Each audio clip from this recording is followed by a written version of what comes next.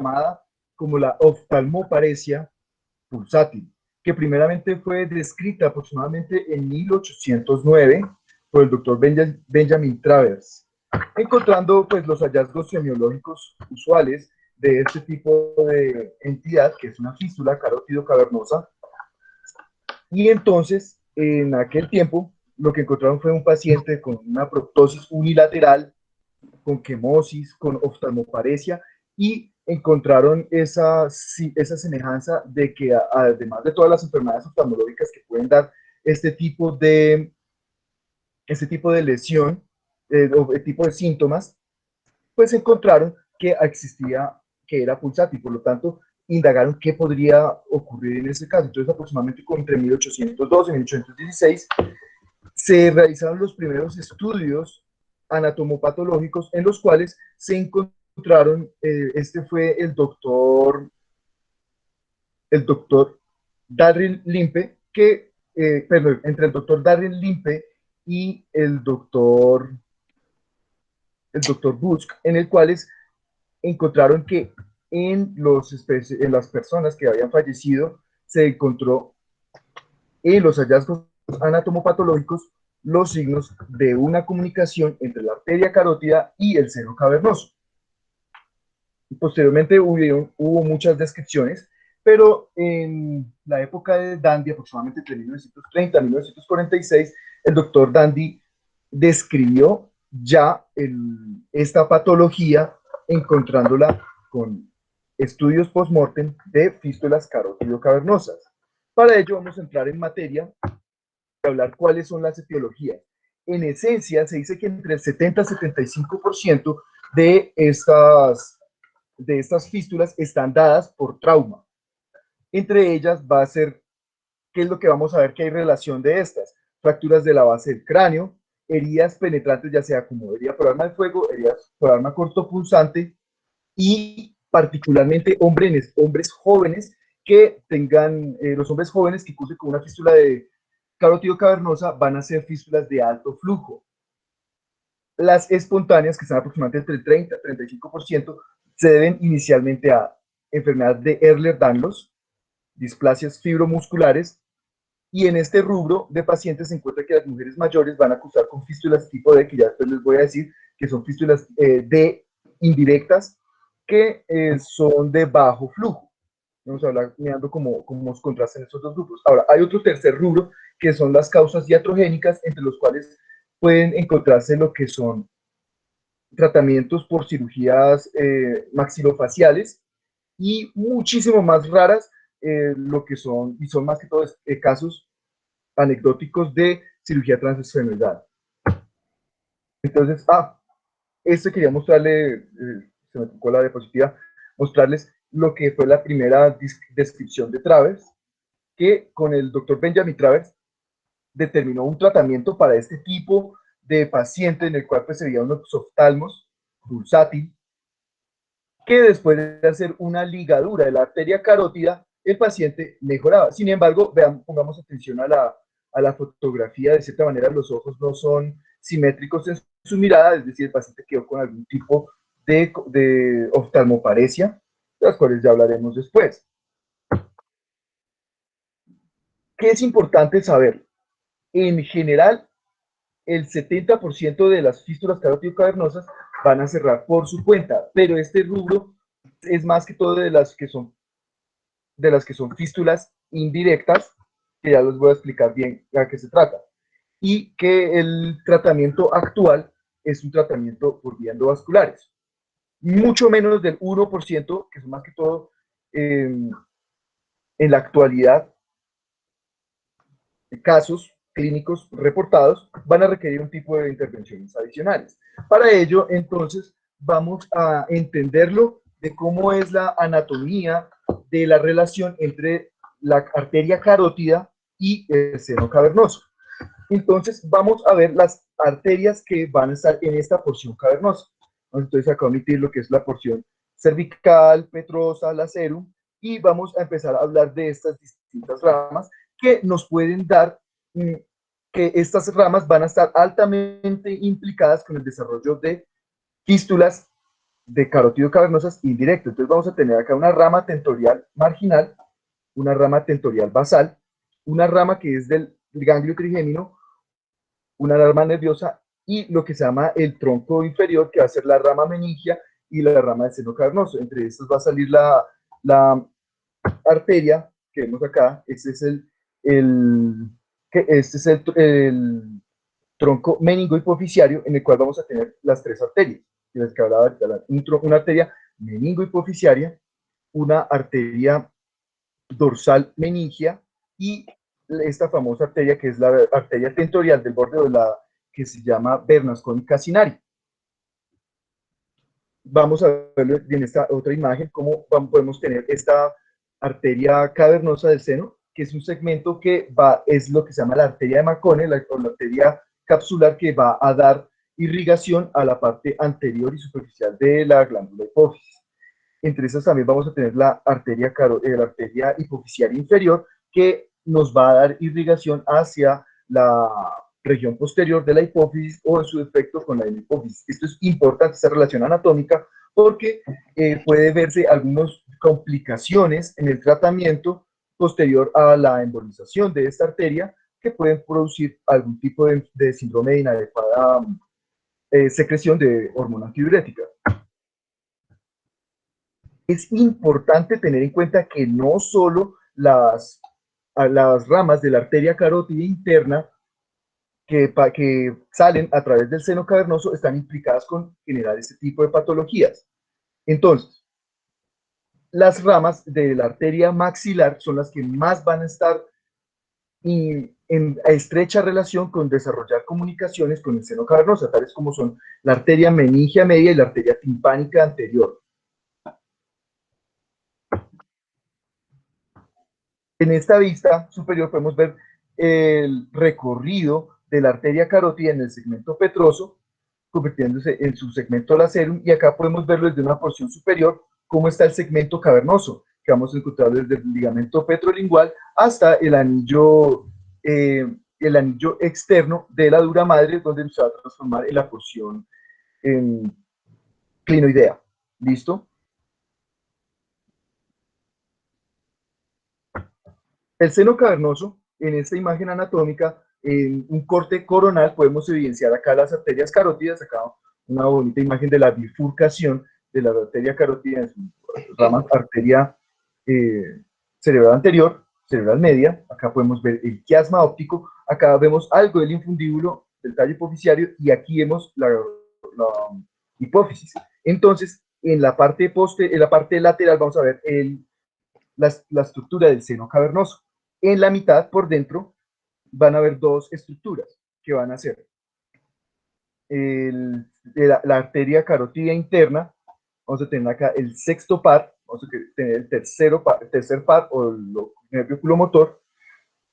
En la pared nos vamos a encontrar el nervio troclear, a la rama B1, rama oftálmica, y a la rama B2, rama maxilar superior, cómo atraviesan a través del seno cavernoso. Y acá lo importante de este corte anatómico es, veamos acá, cómo hay una comunicación, una pérdida de la arteria con una pérdida de la pared arterial en comunicación con el seno cavernoso.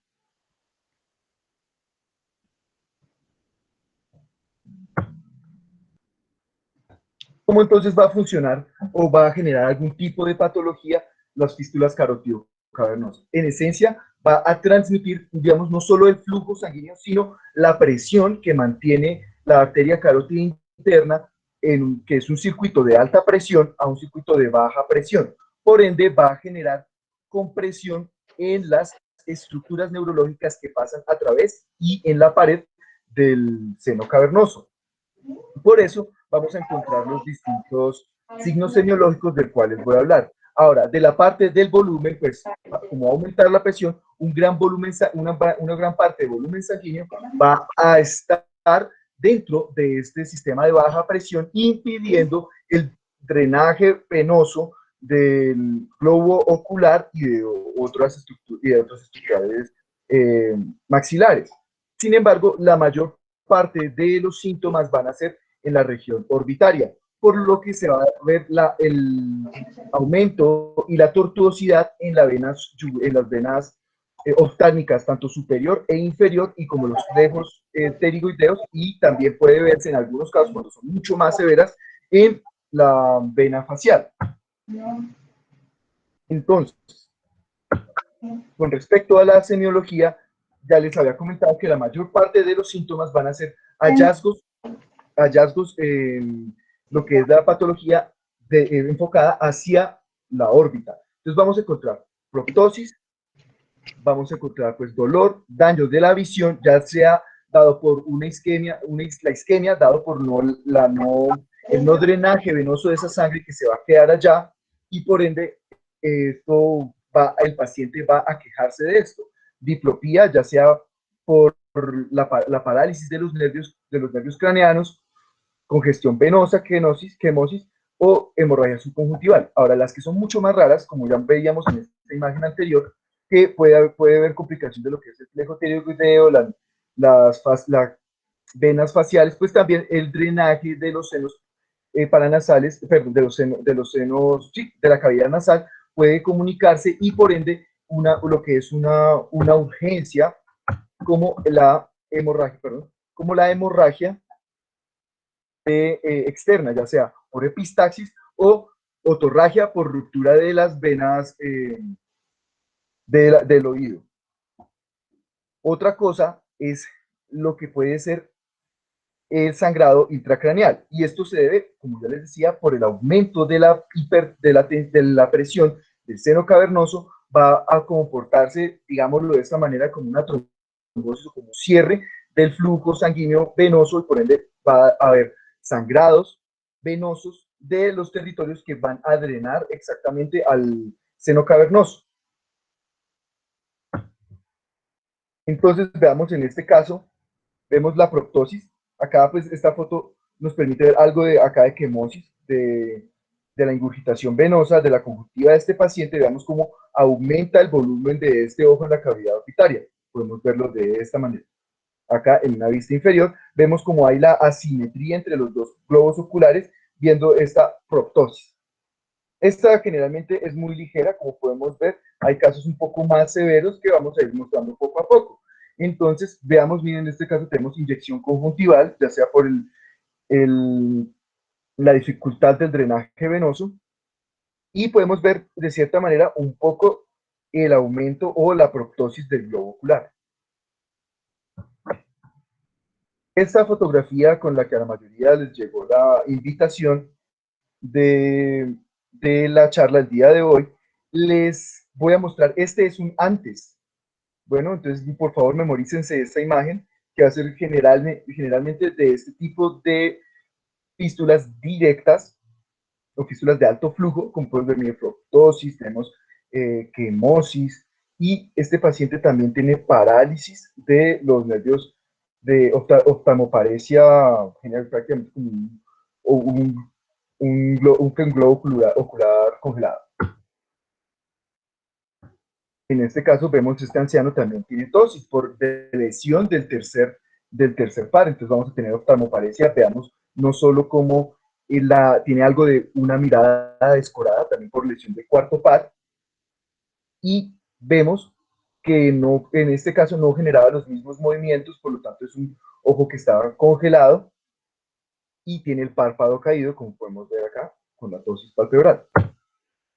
En este caso, una oftalmoparesia del abducens, una fístula tal vez de menor flujo, y que podemos ver cómo el paciente hacer la mirada extremo lateral del lado derecho, pues, del lado izquierdo, pues no logra llevar el ojo hacia el canto lateral, teniendo dificultad en este mismo.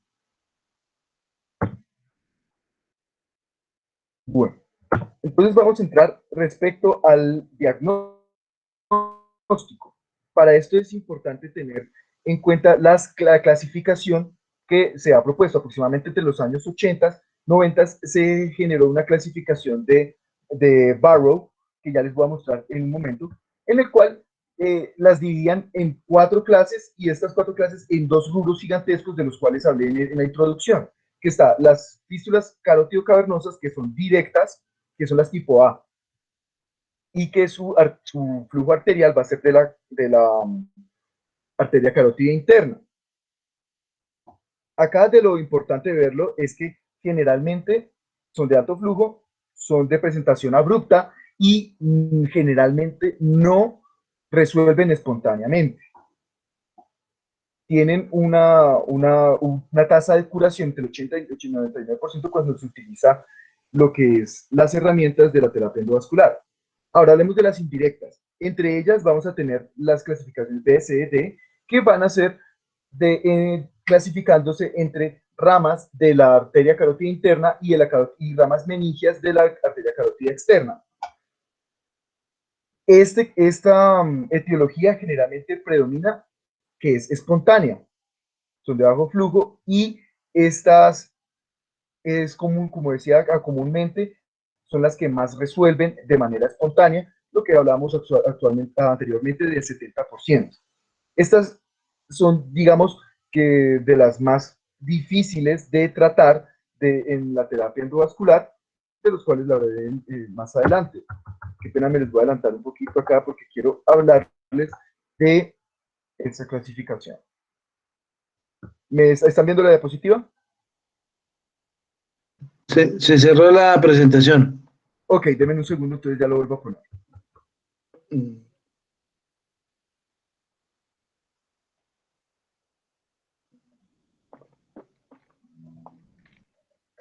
Entonces, ya se está viendo, ¿cierto? Sí. Perfecto. Las tipo A van a ser las fístulas carotido-cavernosas donde su arteria principal es la arteria carótida interna o los muros de la arteria carótida interna producen un flujo de sangre directo al seno cavernoso. Eso es lo que se llama una fístula directa. Las indirectas serán las siguientes, tipo B, C y D. En las tipo B se dan las ramas de la arteria carótida interna en su porción cavernosa que habíamos discutido en la parte de anatomía. Estas van a presentar rupturas y van a transmitir la presión de la arteria carótida interna al seno cavernoso. Generalmente van a ser de menor flujo y el tipo de morbilidad pues va a ser un poquito más leve respecto al anterior. El tipo C van a ser lo que son las ramas meningias de la arteria carótida externa que pasan alrededor o están en estrecha relación con el seno cavernoso. Como hemos dicho, los principales van a ser la arteria meningia media y la arteria timpánica van a ser las que van a estar en relación. Y el tipo D son las que son una combinación de ambas, porque hay que tener en cuenta que existen anastomosis entre la arteria carótida interna y la carótida externa, y la ruptura de estas anastomosis, pues se van a generar, esas anastomosis van a estar ubicadas en estrecha relación con el seno cavernoso, y una ruptura de estas puede generar la etiología de la cual estamos, el síndrome de la oftalmoparesia pulsátil o la fístula carótido cavernosa. ¿Qué medios diagnósticos vamos a tener? Vamos a tener lo que es la resonancia magnética y angioresonancia. Vemos aquí cómo aumenta la tortuosidad de las venas que ingresan al seno cavernoso, y veamos aquí lo que son la vena oftálmica superior, cómo está aumentada en volumen, turgencia, tortuosidad, y por ende va a hacer de cierta manera el diagnóstico de esta misma. Podemos ver aquí en una imagen de tejido cómo hay proptosis, de cierta manera algo de un tipo de edema alrededor del globo ocular en la resonancia magnética. Tenemos la tomografía que nos va a ayudar a evidenciar signos semejantes. Acá una comparación con resonancia magnética, donde pues es bastante importante sospechar pues cuando uno ve esta turgencia desde la vena oftálmica superior que no es tan como es tan improbable encontrar en las imágenes diagnósticas, y generalmente se puede encontrar uno que otro hallazgo. Sería interesante poder examinar ese paciente y evidenciar si tiene algún tipo de los signos que habíamos comentado antes. El gold estándar para el diagnóstico de la fístula carótido cavernosa va a ser la angiografía por sustracción digital, que tiene aproximadamente una sensibilidad entre el 94.4%. Sin embargo, en un estudio determinaba que el angiotac podía tener una sensibilidad de hasta el 88.7%. No es una diferencia así muy grande entre una y otra. Sin embargo, las ventajas de la angiografía nos va a permitir determinar, uno, hacia qué parte del seno cavernoso drena la mayor parte del flujo. Por ejemplo, en este caso es una imagen arterial que va hacia la carótida interna, y en esta es la fase arterial de la carótida, y vemos cómo llenan las venas del globo ocular. Por ende, pensamos, hay una fístula carótido cavernosa y que esta drena hacia las venas orbitarias. Otros casos pueden drenar hacia el plejo, hacia los senos petrosos o hacia el cerebro, mucho más raros. Y esto es la ventaja que tiene la angiografía sobre el angiotac. Entonces podemos ver en esta imagen AP como en una imagen que es arterial empiezan a resaltar el contraste de lo que son las estructuras venosas de la base del cráneo. Vemos aquí el seno cavernoso contralateral, que es una fístula de alto flujo, o pues una fístula directa que va a encontrarse con alta estrecha relación con el seno transverso del otro, contralateral. Entonces, para recordar un poco la clasificación de Barrow que hemos dicho, entonces, partamos del hecho de que esto es una imagen arterial, únicamente arterial. Se pone el medio de contraste selectivo en la arteria carótida interna, en porción cervical, y esta va a drenar al seno cavernoso, y vemos cómo digamos, la intensidad del contraste o el flujo que este mismo lleva de contraste a través de las venas del seno cavernoso, o las venas que bajan hacia el plejo petroso, digo, hacia el seno petroso, y cómo llenan tan rápido la vena yugular. Veamos este caso, cómo la llena de una manera tan rápida. La tipo B, esta es una imagen arterial. Entonces, se pone contraste a través de la arteria carótida interna y ve que el flujo, la mayor parte del flujo va a las arterias del encéfalo. Sin embargo, hay una intensidad y un retraso del flujo del contraste a través de la vena orbitaria superior, como podemos ver en este caso.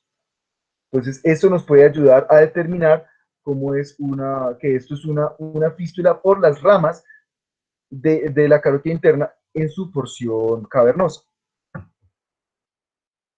De este tipo se parte del hecho de que es una imagen arterial que proviene seleccionando la arteria carótida externa, donde vemos donde en su porción está comunicada las ramas de la arteria meningia media hacia el seno cavernoso, como podemos ver en esta imagen, pues sus distintas anastomosis y cómo llenan el seno cavernoso de contraste. Y no solo uno, sino que los dos senos cavernosos están comprometidos. La tipo B va a ser una combinación entre una y la otra. O sea, ambas el flujo va a venir tanto de la arteria carótida interna como de la arteria carótida externa. ¿Por qué es urgente determinar el tratamiento de los pacientes? Esta tabla es bastante interesante para determinar en qué momento hay que hacer manejo urgente de la fístula carótido cavernosa, cuando se encuentre hemorragia subaracnoidea, porque se puede sospechar que hay algún tipo de pseudoneurisma o varices del seno cavernoso. Cuando encontremos trombosis del seno distal o trombosis cortical, y lo que podemos encontrar son infartos venosos. Esto basado en lo que son las indicaciones de lo que encontramos en la geografía. Y clínicamente, si el paciente presenta epistaxis u otorragia, Este caso hay que tratarlo porque el paciente puede hacer algún tipo de hemorragia severa y que no le va a bajar, no se va a, a parar con nada. Si el paciente presenta dolor de cabeza, diplopía, pues eso digamos que hay que determinarlo porque la mayor parte de los pacientes pueden presentar esto, lo que es dolor de cabeza y diplopía, y digamos que hay que mirarlo con lupa, exactamente, digamos que es uno de los ítems que nos va a ayudar a decir, bueno, hagámosle la angiografía rápido, volvemos a manejo endovascular. Cuando la proptosis ocular esté aumentando, en el paciente digamos que la proptosis está aumentando y que haya una disminución de la agudeza visual progresiva. Y si el paciente presenta algún tipo de isquemia cerebral. Tenemos, como ya había dicho desde el principio, el manejo endovascular va a ser, de cierta manera, el pilar del manejo de la fístula carotidocavernosa. Entonces, van a tener distintos tipos de ayudas o de alternativas para hacer la obliteración de la fístula. Entre ellos vamos a tener los balones, vamos a encontrar los coils, los agentes embólicos y el stent. Entonces, los balones, digamos que tenían su ventaja de que eran rápidos en obliterar la fístula, protegían la arteria carótida interna, pero aproximadamente en 2003 la FDA los limitó en su uso en Estados Unidos. Los usan en otros países, pero en Estados Unidos están prácticamente baneados. Entonces, las alternativas de lo que muestra la mayor parte de la literatura anglosajona en las distintas bases de datos, es encontrar que está los coils, los líquidos embólicos y el stent. Entonces, los coils son fáciles de manipular, pueden cursar con oclusión parcial o que sean bastante lentos respecto a la obliteración del seno cavernoso. Entonces, ¿qué otros vamos a tener? Los líquidos embólicos. Uno es el ónix y otro es el acrílico, que tienen diferencias uno entre el otro. El acrílico se polimeriza bastante rápido y hace una oclusión permanente. El ónix, pues es de una inyección más lenta y su embolización es un poco, o mejor dicho, la polimerización de este es más lenta respecto al otro. Pero ambos tienen la diferencia que pueden generar, que pueden, digamos, salirse del lugar donde se están administrando y hacer embolización de arterias distales del encéfalo y así generar algún tipo de stroke.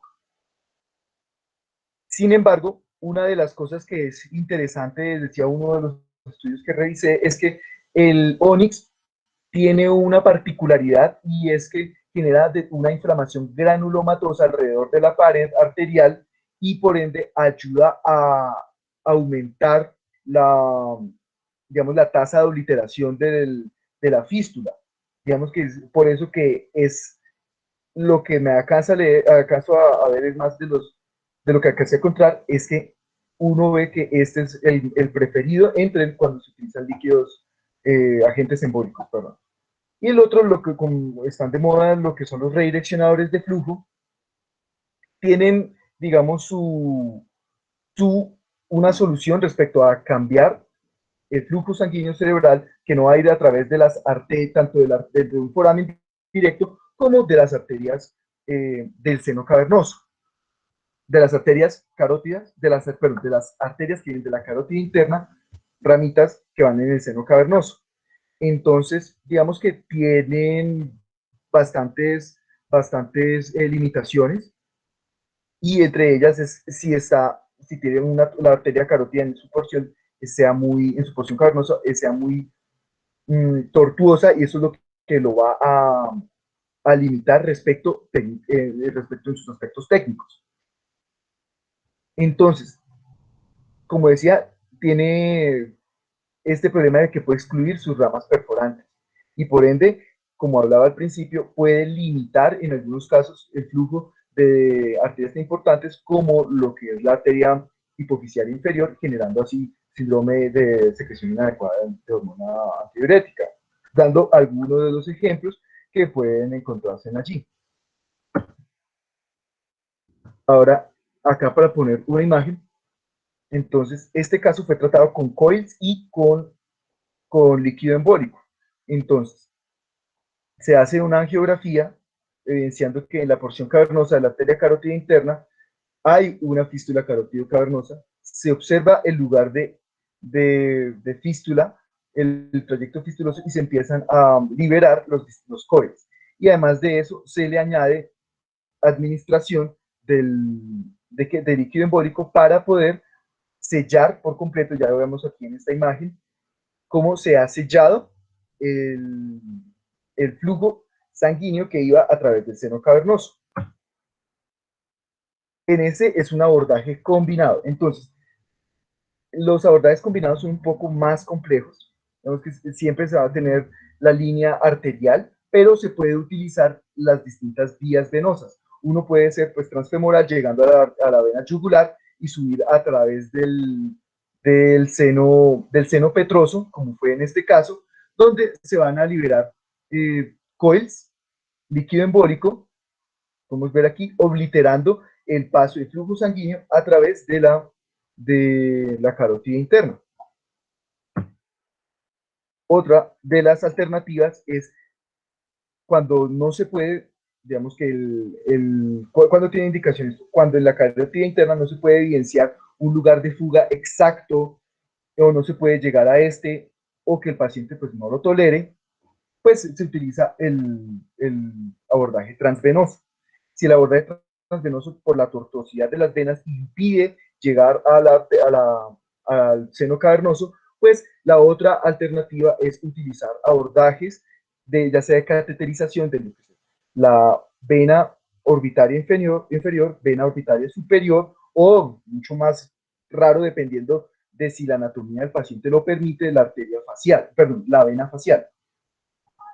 Entonces, en este caso, se administra contraste a través de la vena orbitaria superior, encontrando el seno cavernoso, 70 embolizar, esto es con, con líquido embólico, y en el cual podemos ver en el control angiográfico en su vía arterial se evidencia cómo cambia la anatomía que teníamos inicialmente de la fístula carótido cavernosa en ese lugar, y vemos cómo acá se ha embolizado este trayecto con el líquido embólico. Como podemos verlo aquí. Y acá tenemos una angiografía de control. Este es otro caso de la canalización, vemos acá, de la canalización de la vena orbitaria superior. Esto es, entonces, el paciente pues anestesiado, vemos acá la fístula carótido cavernosa. Entonces, el paciente hay que hacerle una incisión infraciliar para ingresar y canalizar la vena orbitaria superior, y así enviar un microcatéter a través de este, intentar obliterar, obliterar con líquido embólico, como se hace aquí, en este caso, como pasa la guía. Esta imagen no está tan chévere por la sustracción digital, pero acá va pasando, es una imagen sagital, acá va pasando el catéter, y acá vemos cómo está desprendiendo el líquido embólico para poder obliterar la comunicación entre el seno cavernoso y la arteria carótida interna. Entonces, de las cosas que son llamativas en los distintos estudios, dicen que el Onyx es, digamos, de lo principal que han usado y que ofrece aproximadamente un 87% de curación. Cuando se utiliza una vía transvenosa ofrece un 90% de curación, pero las complicaciones van a ser del 20%, dado pues la manipulación de los tejidos o obliteración de las distintas maneras de drenaje del seno cavernoso. La vía transarterial ofrece un 2% de complicaciones, hablando solo de las complicaciones. Entonces, ¿qué podemos entender? ¿Cuándo vamos a indicar un tratamiento entre uno y el otro? O mejor dicho, siempre va a ser el manejo endovascular, pero ¿cuándo podemos pensar en un tratamiento conservativo? Pues que sea una fístula indirecta y que no tenga signos ominosos o los signos de urgencia que les había comentado previamente. Y esto es importante verificar en qué momento se puede hablar de cirugía.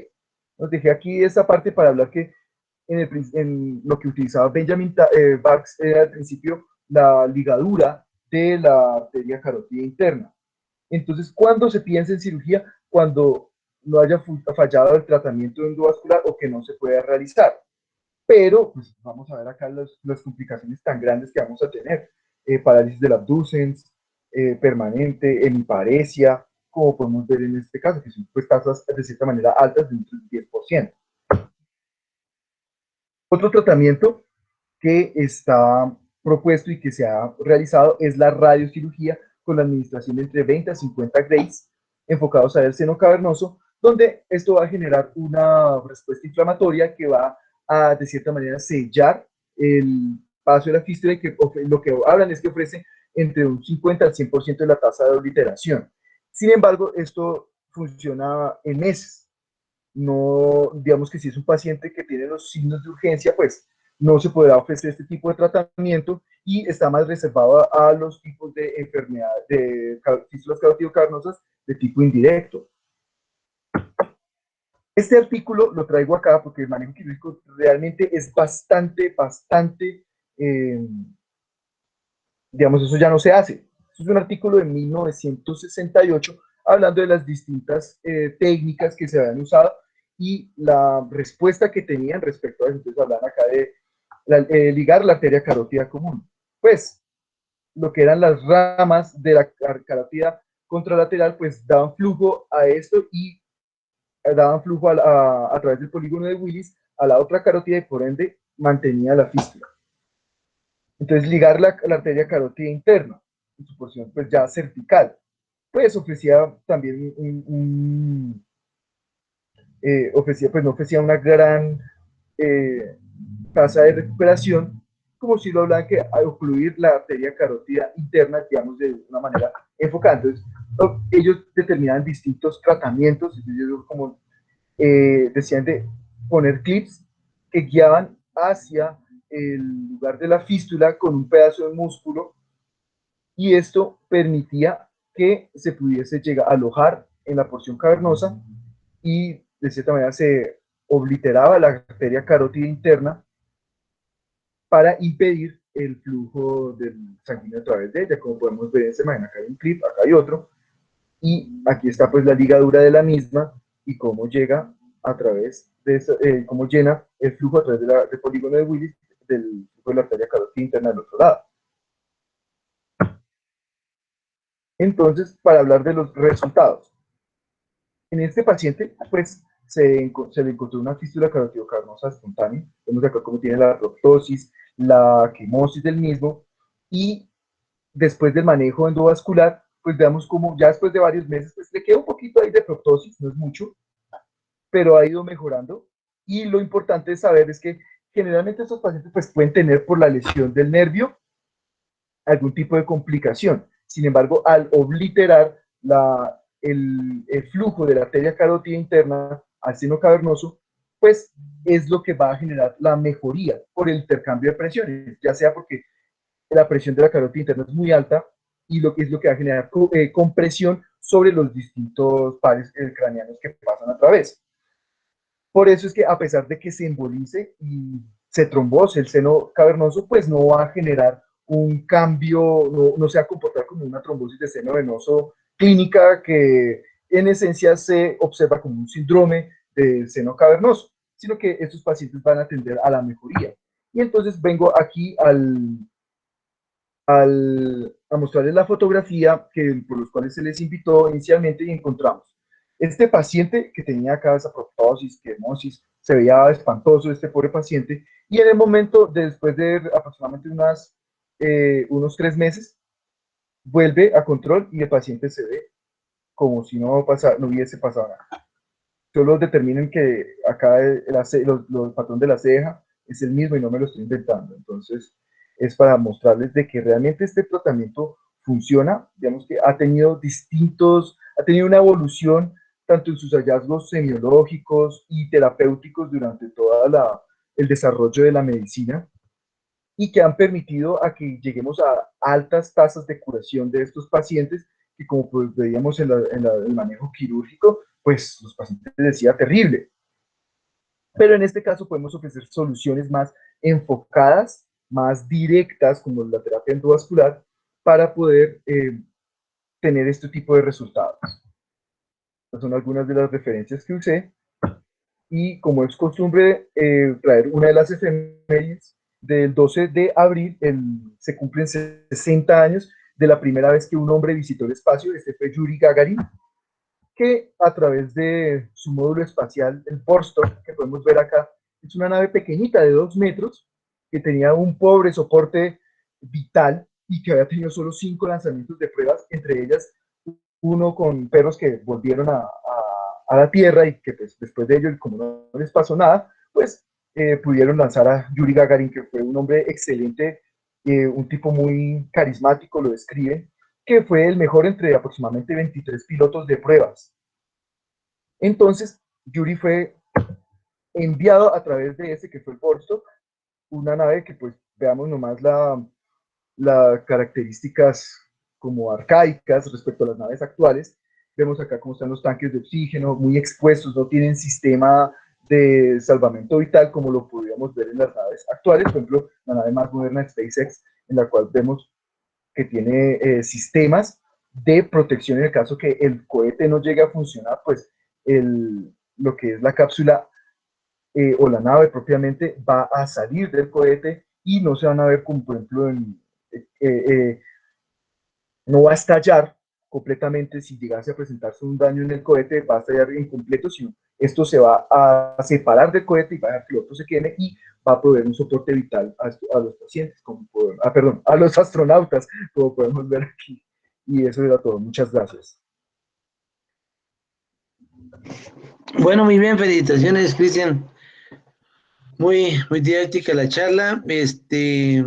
Esta enfermedad realmente la hemos visto disminuir en la frecuencia, como la veíamos antes. Estaba muy relacionada con las heridas por arma de fuego a nivel craneano, sobre todo las balas que se metían hacia la base del cráneo y causaban una ruptura del esfenoides. En ese punto entonces se fracturaba el seno y de alguna manera alguna de las ramas de la carótida interna o la carótida interna. Y llegan los pacientes a urgencias y en general los pacientes no presentaban los síntomas oculares sino por ahí una semana después del trauma.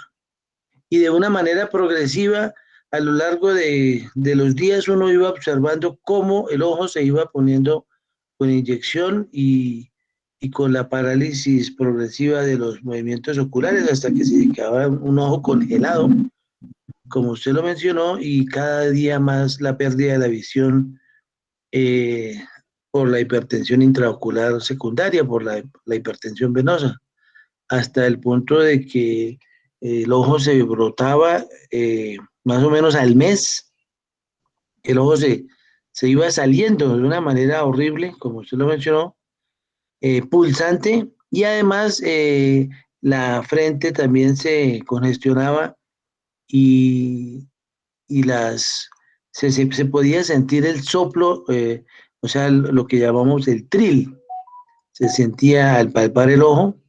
Y lo mismo si uno le ponía un estetoscopio en el ojo, pues se escuchaba el soplo de una manera progresiva, ¿no? El soplo eh, como se oía en el corazón, igual cuando hay problemas cardíacos de las válvulas, igual en el nivel cerebral, a nivel del ojo, se podía escuchar el soplo.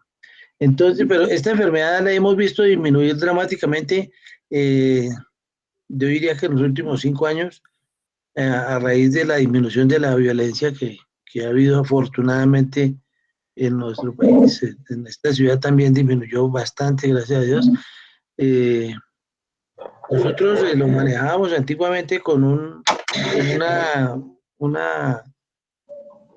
más o menos una ligadura junteriana, así como usted lo mencionó, a nivel del cuello, y a través de la arteria carótida se introducía un catéter de Fogarty número 4, el cual se avanzaba hasta la base del cráneo y ahí se inflaba el baloncito y se ocluía de alguna manera la fístula, y dejábamos ligada la arteria carótida a nivel del cuello. Entonces, de esta manera se sacrificaba la arteria, pero teniendo en cuenta que la inmensa mayoría de las veces el paciente crea el polígono de Willis se vuelve muy funcional y permite que la circulación cerebral continúe. Pero pues ya evolucionó, digamos, la medicina y afortunadamente pues la técnica endovascular es la que está manejando este tema y yo le doy la palabra al doctor Vasos que está aquí en la reunión porque pues es el más autorizado para hablarnos de estos procedimientos. Por favor.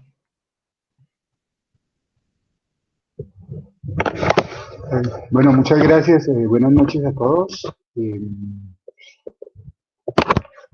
Para saber exactamente cuál es el tratamiento de las fístulas carótido-cavernosas, es trascendental hacer un diagnóstico exacto. Entonces, pues la única manera de hacer diagnóstico exacto es haciendo una angiografía de los 6 vasos. Y aún así, a veces las fístulas, sobre todo las fístulas que son de muy alto flujo, hay que hacer algún tipo de maniobras para saber exactamente dónde está la comunicación arteria-vena. A veces es de tan alto flujo que se ve un manchón en la arteria carótido cavernoso drenando a muchas venas. Entonces, uno puede hacer ciertas maniobras, por ejemplo, digitalmente se puede comprimir la arteria carótida del lado donde están los síntomas y se hace una inyección en territorio vertebrovascular, donde el flujo es un poco más lento y si la arteria comunicante posterior está funcional, entonces la entrada del flujo al seno cavernoso es más lenta y entonces uno puede ahí ver exactamente el sitio donde está la fístula, la comunicación. La otra cosa es muy importante hacer un test de oclusión. Hacer un test de oclusión porque en fístulas, sobre todo fístulas directas, a veces la solución es ligar la carótida. Se tiende ahora mucho menos a ligar la carótida como se hacía antes. Entonces es fundamental realizar un test de oclusión para saber si el polígono de Willis es o no es competente. Una cosa muy importante es que no siempre la comunicación fistulosa está del lado donde están los síntomas. Nosotros tuvimos un caso donde un aneurisma carótido cavernoso del lado derecho se rompió, pero los síntomas eran del lado izquierdo por las comunicaciones que hay venosas entre los senos cavernosos. Hay unas venas que son las venas intercavernosas, entonces a veces si se rompe un aneurisma puede drenar a las venas del otro lado y producir los síntomas es del otro lado. Entonces, para saber exactamente qué tipo de tratamiento se va a hacer y si hay que tratar o no hay que tratar, entonces es fundamental saber exactamente dónde está la comunicación. Es muy diferente la fístula directa, es muy diferente a la fístula indirecta. Realmente la fístula indirecta es como la representación de una fístula dural que drena al seno cavernoso. Entonces, esto es trascendental. Por lo demás, ya Cristian lo mencionó, ahí de acuerdo al diagnóstico, pues hay diferentes maneras de tratarlo, siempre por vía endovascular, ya sea utilizando líquidos embólicos, preferimos el Onix, o utilizando coils o stent. Realmente a ese respecto no tengo mucho que agregar. Cuando se trata de fístulas indirectas, la filosofía es muy similar a la filosofía general que tenemos para las fístulas durales. Se puede entrar por vía arterial y embolizar en las ramas de la meningia media, o si no, que es lo que ahora está se hace más frecuentemente en todas las fístulas durales, es entrar por vía venosa y embolizar el drenaje venoso. Al embolizar el drenaje venoso, pues la fístula se cierra. Es eso básicamente, no tengo ningún otro comentario especial. Bueno, si hay preguntas o comentarios adicionales, por favor.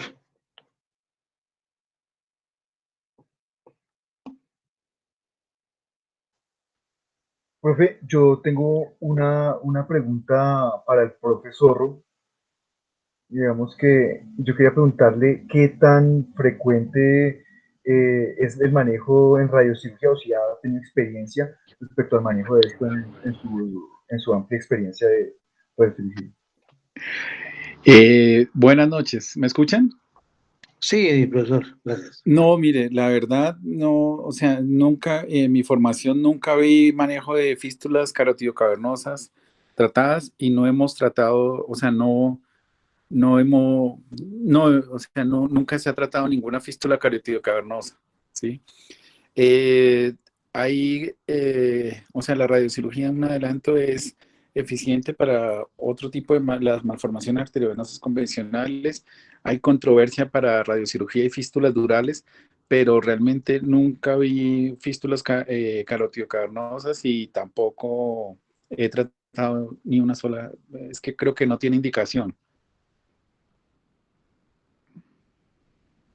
¿Usted encontró algo, doctor Orduña?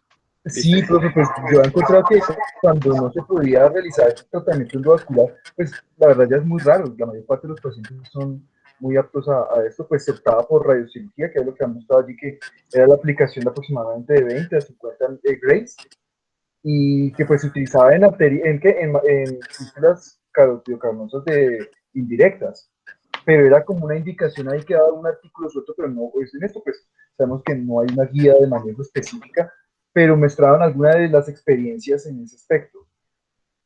Si quiere, profe, yo después le paso la cita exacta para discutirlo. Sí, es decir, es que a veces hay reportes de casos y todo, pero realmente, o sea, que yo no tenga conocimiento, o sea, algo aceptado, no lo sé. No, le pregunto al doctor Bastos si de pronto él, eh, en su conocimiento algo sabe de tratamiento con radiocirugía para las fístulas carotidocavernosas.